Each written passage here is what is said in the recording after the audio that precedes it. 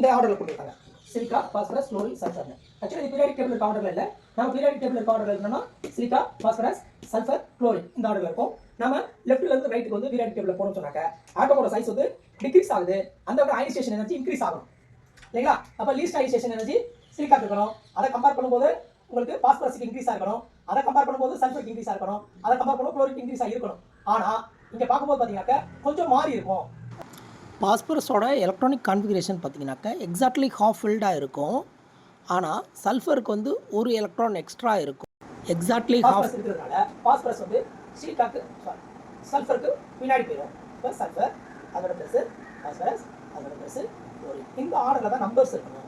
அவங்க கொடுத்துருக்க ஆர்டர் அதே இந்த நம்பர்ஸை நம்ம அரேஞ்ச் பண்ணிக்கணும். அப்போ பர்டிகுலர் அவங்க கேட்குறதுனா பாஸ்பரஸுக்கும் இந்த சல்ஃபருக்குமான ரிலேஷன் பண்ணுறது. பாஸ்பரஸ் ஹாஃப் ஃபில்டு அந்த வகையில் வந்து அதுலேருந்து எலக்ட்ரானை ரிமூவ் பண்ணுறது first ionization energy higher than the sulphur அதுதான் அவங்க கேட்டுக்கிறது. அதை நம்ம